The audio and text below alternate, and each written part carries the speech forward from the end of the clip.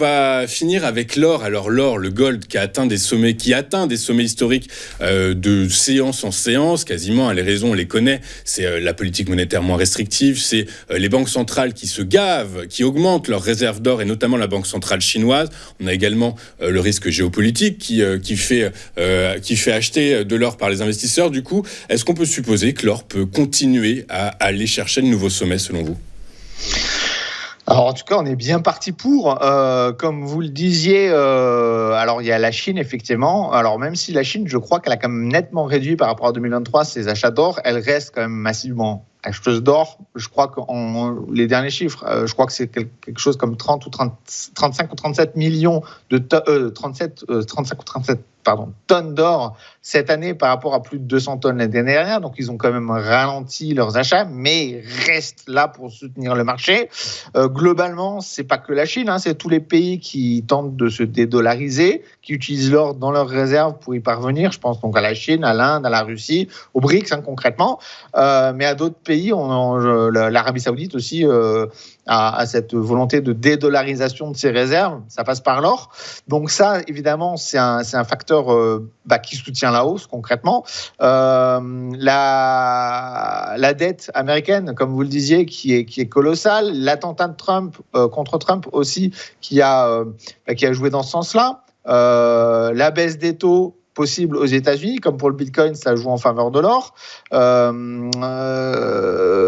Voilà, et après tout le contexte géopolitique inquiétant, que ce soit au Moyen-Orient, la guerre en Ukraine qui ne se termine plus, tous ces éléments qui s'additionnent les uns aux autres et finalement concrétisent beaucoup d'inquiétudes et le facteur de hausse de l'or, c'est les inquiétudes, l'incertitude, la peur. C'est pour ça qu'on achète de l'or. L'or, ça rapporte rien. L'or, c'est inerte. Donc, les investisseurs auraient tendance à aller ailleurs s'ils le pouvaient. Maintenant, l'or, c'est cette valeur refuge. C'est quand on ne sait plus vraiment où aller. On achète un lingot d'or et au moins on est sûr. Et parmi les investisseurs qui achètent le plus d'or, il y a les Chinois. Les Chinois, il ne faut pas oublier que l'économie chinoise se modernise. Les Chinois ont de l'épargne, ils s'enrichissent, on va dire, par rapport à ce qu'on pourrait s'imaginer quand on parle de pays émergent. On est bien loin de la Chine il y a 10 ou même 15 ans.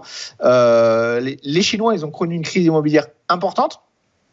Beaucoup ont perdu leur épargne, beaucoup ont perdu de l'argent et ils se tournent naturellement vers l'or pour sécuriser leur patrimoine. Faut pas oublier non plus que les Chinois aujourd'hui, on les considère encore comme pays émergents. Si vous achetez un ETF marché émergent, vous aurez 20-30% d'actifs chinois dedans.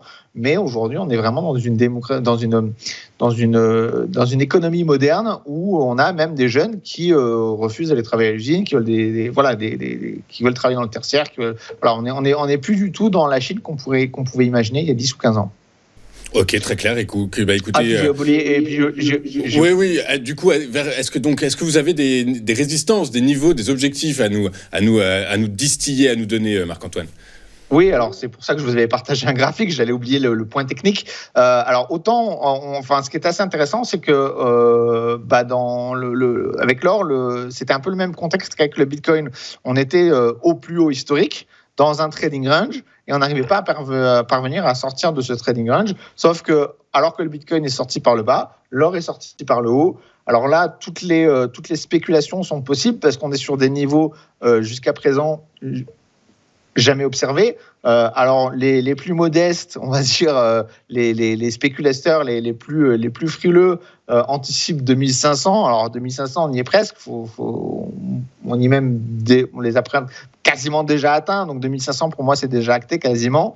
D'autres vont dire 2800, d'autres tentent de dire 3000 d'ici la fin de l'année. C'est très difficile à anticiper, on est sur des zones inconnues. Quoi qu'il en soit, une chose qui est sûre, c'est comme on l'a vu sur les niveaux de 2400, va y avoir des niveaux de résistance qui vont se créer. Pour le moment, on est dans l'inconnu sur l'or. Il va, si vous voulez, traiter de façon relativement organisée. Il va falloir attendre que des résistances se créent et pouvoir faire vos analyses sur cette base. Si dans l'immédiat, vous deviez vous positionner sur l'or, moi, j'attendrais probablement un repli sur les 2200, sur la résistance qui a été franchie, qui deviendrait un support pour tenter un achat. Mais voilà, la chose à faire maintenant, sauf si vous êtes déjà positionné. Alors, après, je parle de trading. Si c'est de l'investissement long terme, ce sera du DCA, bien sûr, la méthode qui est la plus adéquate à l'incertitude des cours futurs. Mais voilà, attendre qu'une résistance se forme. Est-ce que ce sera 2500, 2600 ? On verra, on le saura dans quelques semaines.